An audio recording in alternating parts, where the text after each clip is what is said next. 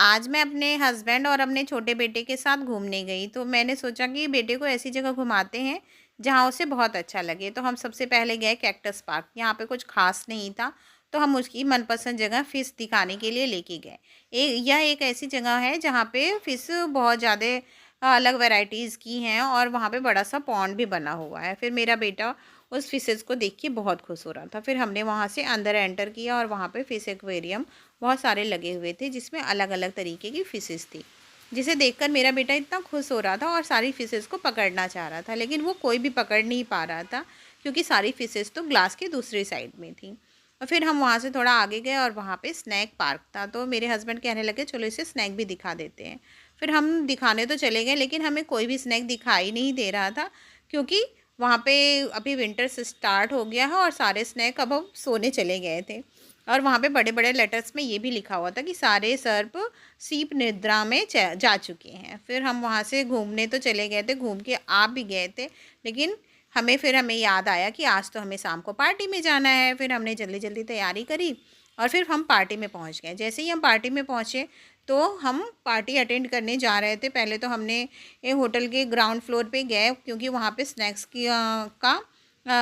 रखे हुए थे। फिर हमने वहाँ से स्नैक्स लिए और थोड़ा-सा खाया-पिया, फिर हम वहाँ से निकल गए। फिर हम बारात को अटेंड करने लग गए क्योंकि हम लड़के वाले की तरफ से थे, तो हमने पहले बारात के साथ फिर से हम एक बार और एंटर किए और उसके बाद फिर हमने कराई फ़ोटो सेशन।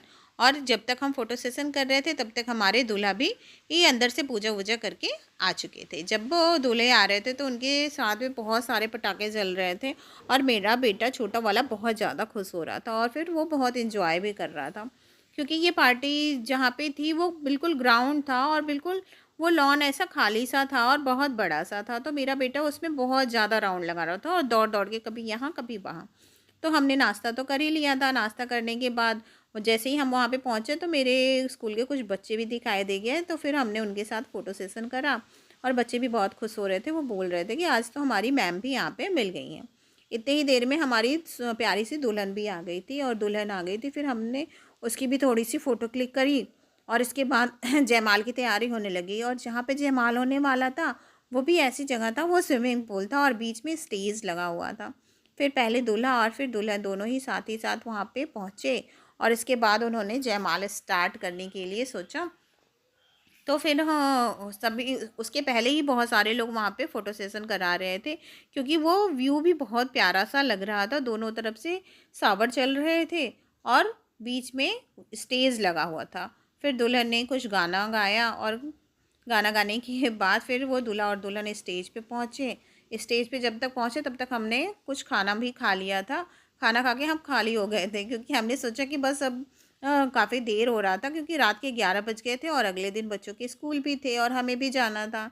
तो हमने क्या किया, वहाँ पे थोड़ी सी फ़ोटो क्लिक करी और तब तक वहाँ पे जयमाल भी स्टार्ट हो गया था। फिर हमने जयमाल भी देखा। जयमाल देखने के बाद और फिर हम वहाँ से बाहर निकलने लग गए। जब हम बाहर जा रहे थे, तो अंकल ने कहा भाई थोड़ी देर और रुक जाइए क्योंकि अब तो जयमाल हो ही गया है और इसके बाद फिर आप चले जाइएगा। लेकिन हम थोड़ी देर तो भैया अंकल का की बात रखी, उसके बाद हम बाहर चले गए और ऐसे हम पार्टी अटेंड करके